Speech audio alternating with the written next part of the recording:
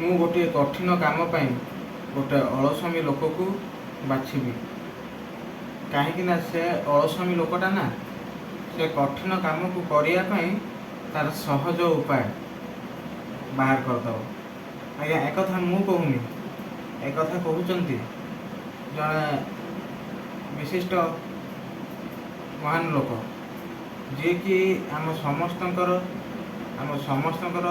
ପାଇଁ ଜଣେ ପ୍ରେରଣାଦାୟୀ ମଣିଷ, ଯାହାକୁ ଆମେ ସମସ୍ତେ ଆମ ଜୀବନରେ ଇନ୍ସପିରେସନ୍ ବୋଲି ଭାବନ୍ତି। ସେ ଆଉ କେହି ନୁହନ୍ତି, ଆମର ବିଲ୍ ଗେଟ୍ସ ସାର୍। ଆଉ ବିଶିଷ୍ଟ ବୈଜ୍ଞାନିକ ବା ଗଣିତଜ୍ଞ ବୋଲି ଯାହାକୁ ଆମେ ମାନନ୍ତି ଆଲବର୍ଟ ଆଇନଷ୍ଟାଇନ୍, ସେ ବି କୁହନ୍ତି କି ମୁଁ ଗୋଟେ ଅଳସୁଆ। ହଠାତ୍ ଆଜି ମୁଁ କାହିଁକି କହୁଛି କି ମୁଁ ଏ ଅଳସୁଆମୀର ଉଦାହରଣ ଦେଉଛି କି ଆପଣମାନେ ଭାବୁଥିବେ ଏଇଆ କି ମୁଁ କାହିଁକି ଆଜି ଅଳସୁଆମୀ ପାଇଁ ଗୋଟେ ଅଳସୁଆମୀର ଉଦାହରଣ ଦେଉଛି କି ଏ ଅଳସୁଆମୀଟା ତ ଗୋଟେ ଖରାପ କି ଅଳସୁଆମୀଟା ଗୋଟେ ଭଲ ଜିନିଷ ନୁହେଁ, ଏଟସେଟ୍ରା ଏଟସେଟ୍ରା ଏମିତି ଆପଣମାନେ ସମସ୍ତେ ଭାବୁଥିବେ। ତାପରେ ବି ମୁଁ କାହିଁକି ଏ କଥା ଆଜି କହୁଛି କି ଅନ୍ୟ ବଡ଼ ବଡ଼ ମୋଟିଭେସନାଲ୍ ସ୍ପିକରମାନଙ୍କ ଭଳିଆ ତ ମୁଁ ବେଶୀ କିଛି ନଲେଜ୍ ଏତେ ପାଇନାହିଁ, ବଟ୍ ମୁଁ ଯେତିକି ଜାଣିଛି, ଯେଉଁଟା ଏବେ କି ଚାଲିଛି, ଯେଉଁଟା ଏବେ ଆପଣଙ୍କ ଜୀବନରେ ଅନେକ କିଛି ହେଲ୍ପ କରିବ, ଠିକ୍ ଅଛି, ସେଇଭଳିଆ କିଛି ଜିନିଷ ମୁଁ ଏବେ ଆପଣମାନଙ୍କୁ କହିବି, ଯେଉଁଟା ଏଇ ଅଳସୁଆମୀ ଲୋକମାନଙ୍କ ପାଇଁ ଅତ୍ୟନ୍ତ ଜରୁରୀ। ତ ଯେଉଁମାନେ ବି ଏ ଭିଡ଼ିଓଟା ଦେଖୁଛନ୍ତି ନା, ତ ଦୟାକରି କେହି ସ୍କିପ୍ ବି କରନ୍ତୁନି। ତ ହୁଏତ ଏଇ କଥାଟା ଆପଣଙ୍କ ଜୀବନରେ ଅନେକ କିଛି ପରିବର୍ତ୍ତନ ଆଣିପାରେ, ଅନେକ କିଛି ଚେଞ୍ଜେସ୍ ଆଣିପାରେ। ତ ଏଇ ଭିଡ଼ିଓଟା ଫାର୍ଷ୍ଟରୁ ଲାଷ୍ଟ ଯାଏଁ ଥରୁଟିଏ ଦେଖନ୍ତୁ କି କାହିଁକି ମୁଁ ଏ କଥା କହୁଛି। ତ ଫାର୍ଷ୍ଟ କଥା, ଅଳସୁଆମୀ କେତେ ପ୍ରକାର ବା କ'ଣ? ତ ଫାର୍ଷ୍ଟ ଅଳସୁଆମୀ ହେଉଛି ଦୁଇ ପ୍ରକାର, ଗୋଟେ ପ୍ରଡକ୍ଟିଭିଟି ଲେଜିନେସ୍ ଆଉ ଗୋଟେ ନେଗେଟିଭ୍ ଲେଜିନେସ୍। ତ ଫାର୍ଷ୍ଟ ମୁଁ ଏଇ ଭିଡ଼ିଓରୁ ବା ଏଇ ଟପିକ୍ରୁ କ'ଣ ଶିଖିବା, ସେଇଟା ମୁଁ ଆପଣଙ୍କୁ ଦୁଇଟା ପଏଣ୍ଟ କହିଦେଉଛି। କି ଯଦି ପଢ଼ିଲା ବେଳେ ବା କୌଣସି ଗୋଟେ କାମ କଲାବେଳେ ନିଦ ବା ଅଳସୁଆମୀ କାହିଁକି ଲାଗେ, ତ ବିଶେଷ କରି ଯେଉଁମାନେ ନିଜକୁ ଅଳସୁଆ ଭାବୁଛନ୍ତି ବା ଫିଲ୍ କରୁଛନ୍ତି, ଅନୁଭବ କରୁଛନ୍ତି, ଆଉ ପାଠପଢ଼ା ପିଲାମାନେ ଦୟାକରି ଏ ଭିଡ଼ିଓଟାକୁ ପୁରାପୁରି ଦେଖନ୍ତୁ। ଆଉ ଗୋଟେ କଥା କ'ଣ ନା, ସେଇମାନଙ୍କ ପାଇଁ କି ଆମେ କେମିତିକା ଏଇ ଅଳସୁଆମୀରୁ ବାହାରିବୁ, ବା ଏଇ ଯେଉଁ ଆମକୁ ନିଦ ଲାଗିବା ହେଉ ବା ଆମକୁ ଦୁର୍ବଳ ଲାଗିବା ବା ଆମକୁ ଅଳସୁଆମୀ ଲାଗିବା, ଏସବୁ ଭାବନାରୁ ଆମେ କେମିତି ଆଜି ବାହାରିବା। ତ ଏଇ ଭିଡ଼ିଓଟା ବୋଧେ ଦେଖି ସାରିଲା ପରେ ଲାଷ୍ଟରେ ଆପଣମାନେ ନିଶ୍ଚିତ ଭାବିବେ କି ପ୍ରକୃତରେ କେତେ ଅଳସୁଆ, ପାଠପଢ଼ାରେ ମନ ଲାଗୁନି, ଏବେଠୁ ମନ ହିଁ ଲାଗିବ।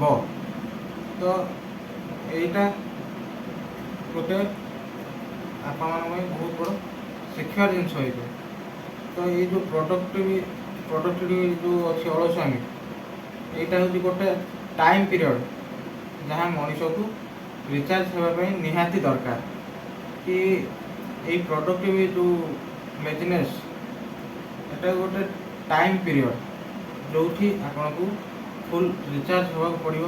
କି ଗୋଟେ କାମ ଆପଣ କରୁଛନ୍ତି, ତ ସେ କାମରେ ବ୍ରେକ୍ ନେବାର ଅଛି, ସେ କାମ ମଝିରେ ଆପଣଙ୍କୁ ରେଷ୍ଟ ନେବାର ଅଛି।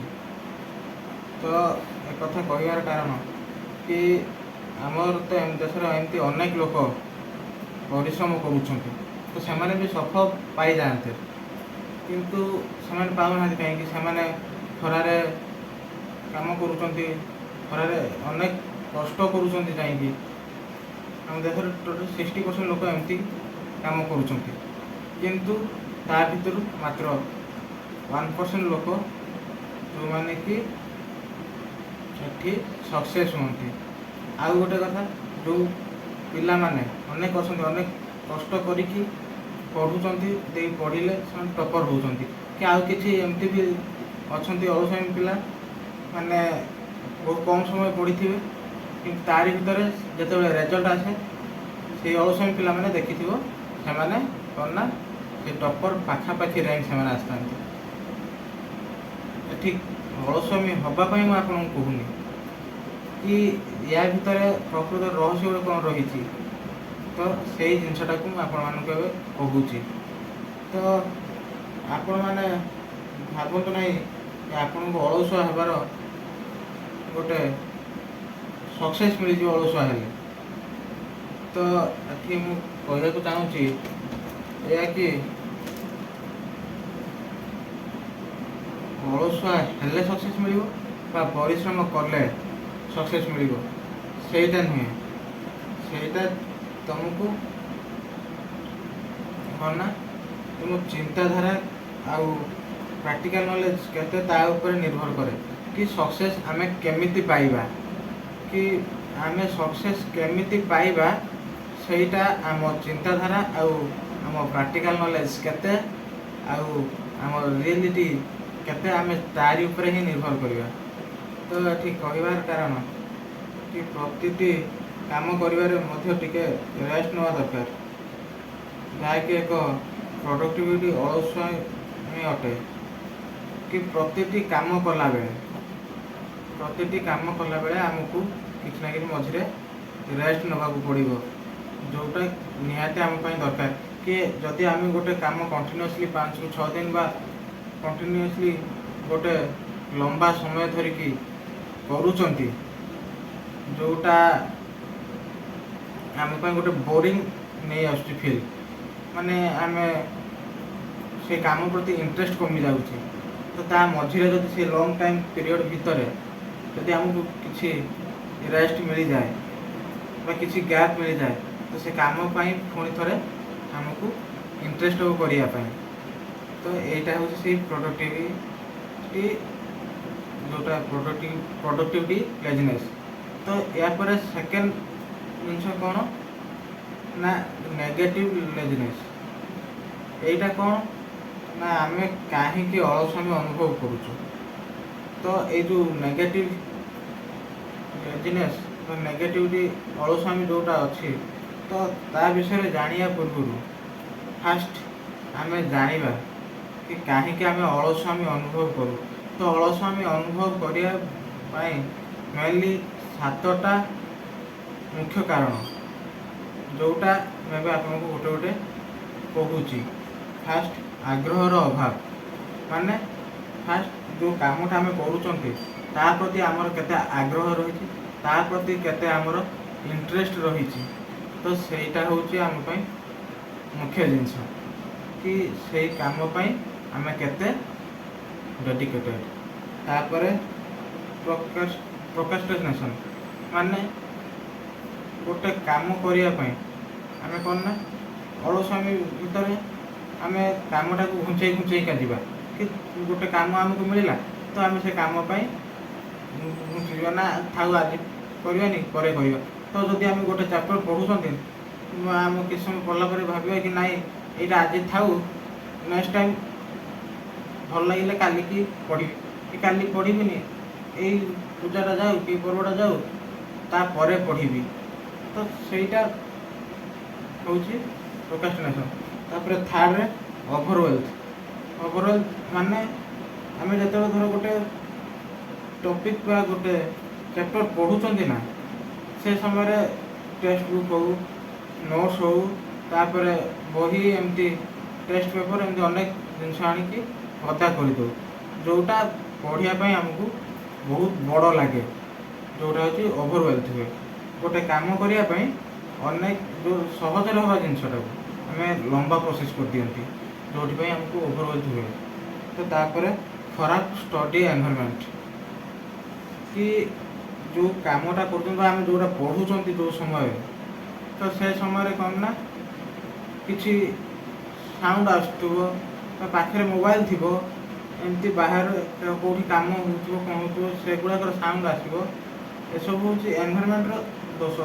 ଯେଉଁଠି ଯେଉଁ କାମଟା ବି କରୁଛନ୍ତି ନା, ସେ କାମ ଛଡ଼ା ତାର ଯେଉଁ ଏନଭାରମେଣ୍ଟ ରହିଛି ସେ ଜାଗାରେ ଯେମିତି ଡିସିପ୍ଲିନ୍ ମେଣ୍ଟେନ୍ ହେଉଥିବ, ସେଇଟା ହେଉଛି ଷ୍ଟଡି ଏନଭାयରନମେଣ୍ଟ ବା ଆମର ଯେଉଁ କାମ କରୁଛନ୍ତି ତାର ଏନଭାୟରନମେଣ୍ଟ ସେଇଭଳିଆ କିଛି ଦରକାର। ତାପରେ 5 ନମ୍ବର ରେଷ୍ଟ୍ରିକ୍ସନ୍। ଇଏ ହେଉଛି ରେଷ୍ଟ୍ରିକ୍ସନ୍ କ'ଣ ନା ଗୋଟେ ଯେତେବେଳେ ଆମେ କାମ କରୁଛନ୍ତି ଆମ ପାଖରେ ମୋବାଇଲ ରହିଛି, ଆମେ ଯେତେବେଳେ ଗୋଟେ କାମ କରୁଛନ୍ତି ନା ଆମ ପାଖରେ ମୋବାଇଲ ରହିଛି, ଗୋଟେ ମେସେଜ ଆସିଲା ତ ସେ ସମୟରେ ମୋବାଇଲଟା ଟଙ୍କି ହେଲା ବା ଆପଣଙ୍କର ସାଉଣ୍ଡଟିଏ ହେଲା ତ ଆପଣ ତାକୁ ସାଙ୍ଗେ ସାଙ୍ଗେ ସ୍କ୍ରୋଲ୍ କରିବା ଆରମ୍ଭ କରିଦେଲେ। ତ ସେ କାମରୁ ମନ ଛାଡ଼ିକି ଏଠି ଆସି ମୋବାଇଲରେ ମନ ଲାଗିଲା। ତ ଏଠି ସେ ଯେଉଁ ମୋବାଇଲରୁ ଟିକେ ଆମେ ଦୂରେଇକି ରହିବା। ତାପରେ ଫେଥ୍ ଯେଉଁଟା ଆମ ହେଲ୍ଥ ଉପରେ ଡିପେଣ୍ଡ କରେ, କି ଯେଉଁଟା ଆମ ଖାଇବା, ଆମ ଯେଉଁ ଖରାପ ଖାଦ୍ୟ ଜଙ୍କ ଫୁଡ଼ ଏସବୁଠୁ ଦୂରରେ ରହିବା ନିହାତି ଦରକାର। ଯେଉଁଥିପାଇଁ ଆମକୁ ଅଳସୁଆମୀ ଲାଗେ, ଆମକୁ ଅଳସୁଆମୀ ଅନୁଭବ ହୁଏ, ଅଳସୁଆମୀ ଆମେ ଫିଲ୍ କରନ୍ତି। ତ ଏସବୁରୁ ଆମେ ଦୂରେଇ ରହିବା। ତାପରେ ଆଉ ଗୋଟେ ଲାଷ୍ଟ ସବୁଠୁ ଇମ୍ପୋର୍ଟାଣ୍ଟ କାରଣ କି ହାରିଯିବାର ଭୟ। ଆମେ ସବୁ କରନ୍ତି ତାପରେ ବି ଆମ ମନରେ ଗୋଟେ ଥାଏ କି ସେ କାମଟାରୁ ଆମେ ସକ୍ସେସ୍ ପାଇବା କି ନାହିଁ, ହାରିଯିବା କି। ସବୁ ଚିନ୍ତାଧାରା ଗୋଟେ ବଦଳିକି ଗୋଟେ ନେଗେଟିଭ୍ ମାଇଣ୍ଡ ସେଇଠି ପଶିବ କି ଆମେ ସେଇଟା ହାରିଯିବା କି।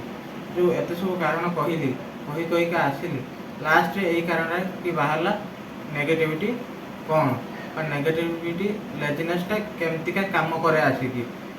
ତ ଏଇଟା ହେଉଛି ମୁଖ୍ୟ ଜିନିଷ। ତ ତାପରେ ଆଉ ଗୋଟେ କଥା କ'ଣ ନା କିପରି ଏଇଟାର ଆଉ ଗୋଟେ ଜିନିଷ ମୁଖ୍ୟ ଜିନିଷ ଆମେ କିପରି ଏଇଟାକୁ କମେଇବା ବା ଏଇ ଅଳସୁଆମୀରୁ ଆମେ କିପରି ବଞ୍ଚିବା, ତାର କିଛି ଯେଉଁ କାରଣ ଅଛି ସେଇଟା ମୁଁ ଏବେ ଆପଣମାନଙ୍କୁ କହିବି। କହିବା ପୂର୍ବରୁ ଏଇ କଥାଟା ମୁଁ କହିବା ପାଇଁ ଚାହୁଁଛି କି ୟାର ଫାର୍ଷ୍ଟ ପଏଣ୍ଟ କି ସବୁବେଳେ ଆପଣଙ୍କ ଜୀବନରେ ଗୋଟେ କ୍ଲିଅର ଗୋଲ୍ ରଖିଥାନ୍ତୁ କି ଯେଉଁ ଗୋଲ୍ରେ ଆପଣ ଯାଇକି ପହଞ୍ଚି ପାରିବେ। ତ ସେ ଗୋଲ୍ ପାଇଁ ଆପଣ ଯେମିତି ମେହନତ କରିପାରୁଥିବେ, ସେ ଗୋଲ୍ ପାଇଁ ଯେମିତି ଆପଣ କାମ କରିପାରୁଥିବେ ଠିକ୍ସେ। ତ ସେଇଥିପାଇଁ ଗୋଟେ କ୍ଲିଅର ଗୋଲ୍ ଆପଣଙ୍କ ଜୀବନରେ ରହିବା ଦରକାର। ତ ସେକେଣ୍ଡ ପଏଣ୍ଟ ପୋମୋଡୋର ଟାଇମିଂ। କି ପୋମୋଡୋର ଟାଇମିଂ ମାନେ କ'ଣ ନା ଏଟା ହେଉଛି ଗୋଟେ ସ୍ପେଶିଆଲ ଟାଇମିଂ ଜୋନ୍ କି ପ୍ରତି ହାଫ୍ ଆନ୍ ଆୱାରରେ 25 ମିନିଟ୍ସ କାମ କରିବା and then last 5 minutes rest. ଏମିତି ପ୍ରୋସେସ୍ ଚାଲିବ। ଫାର୍ଷ୍ଟ ପ୍ରତି ହାଫ୍ ଆନ୍ ଆୱାରରେ ପ୍ରତି ଅଧା ଘଣ୍ଟାରେ 25 ମିନିଟ୍ କାମ ଆଉ 5 ମିନିଟ୍ ରେଷ୍ଟ, ପୁଣି 25 ମିନିଟ୍ କାମ 5 ମିନିଟ୍ ରେଷ୍ଟ, ଏମିତିକା ଗୋଟେ ଟାଇମ୍ ପ୍ରୋସେସ୍ରେ ଚାଲିବ। ତ ଏମିତି ହେଲେ ଲେଜିନେସ୍ କମିଯିବ ଆଉ କାମ କରିବା ପାଇଁ ଇଣ୍ଟରେଷ୍ଟ ଆସିବ। ତ ଏଇଟା ହେଉଛି ବି ଆମ ଯେଉଁ ଅଳସୁଆମୀରୁ ମୁକ୍ତି ପାଇବା। ତ ତାପରେ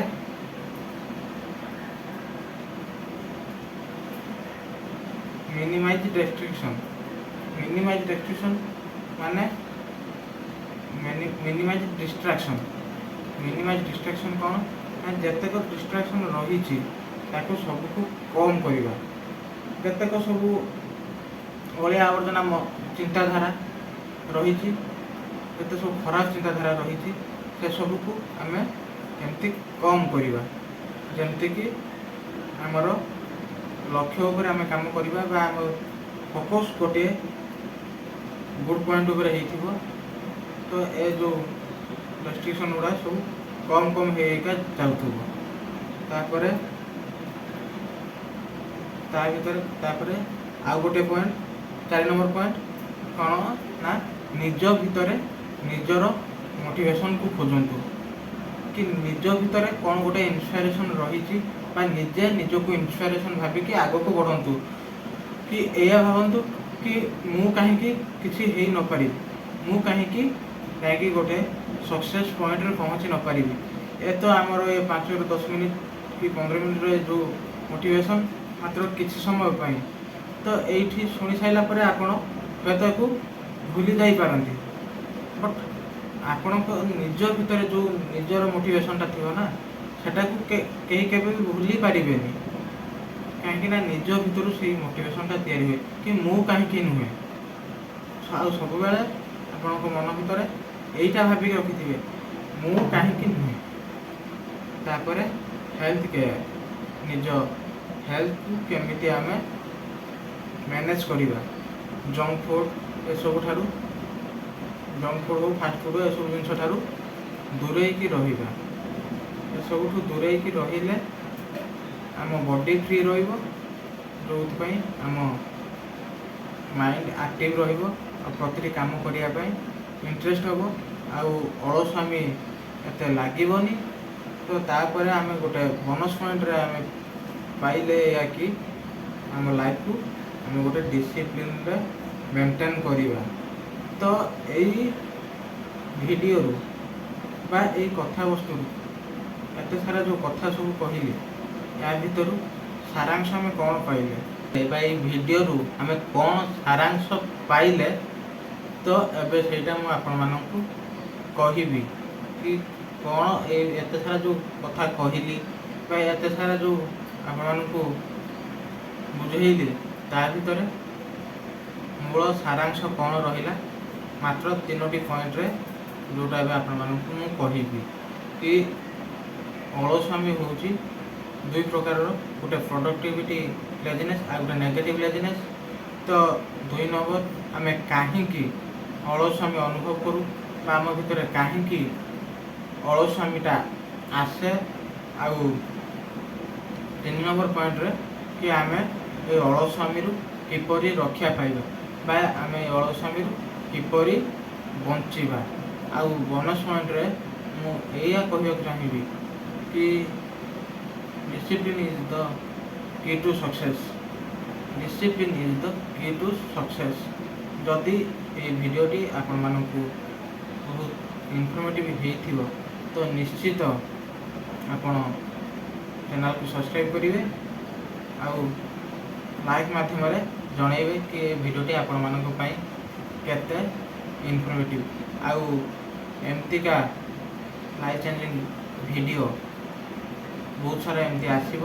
ତ ଆପଣମାନଙ୍କ ଲାଇଫକୁ ବଦଳାଇବା ପାଇଁ ଇଏ ମାତ୍ର ମୋର ଛୋଟିଆ ପ୍ରୟାସ, ମାନେ ଅତି ସହଜ ଆଉ ସରଳ ଉପାୟରେ, ଯେଉଁଟା କେହି ଏତେ ସହଜରେ ବୁଝେଇ ନଥିବେ କି ଓଡ଼ିଆ ଭାଷାରେ ବୁଝେଇବାଟା ବହୁତ ସହଜ, ବୁଝିବାଟା ବି ବହୁତ ସହଜ। ତ ଏଇଟା ଆପଣମାନଙ୍କ ପାଇଁ ବହୁତ ଇନଫର୍ମେଟିଭ୍। ଆଉ ଯେଉଁମାନେ ବି ଅଳସୁଆମୀ ଅନୁଭବ କରୁଛନ୍ତି, ଥରୁଟିଏ ଏ ଭିଡ଼ିଓଟାକୁ ଦେଖନ୍ତୁ ଆଉ ନିଶ୍ଚିତ ଜାଣିପାରିବେ ଆପଣଙ୍କ ଜୀବନରେ ଅଳସୁଆମୀ କେତେ ଗୁରୁତ୍ୱପୂର୍ଣ୍ଣ ବା ଅଳସୁଆମୀ ନ ହେବା କେତେ ଗୁରୁତ୍ୱପୂର୍ଣ୍ଣ।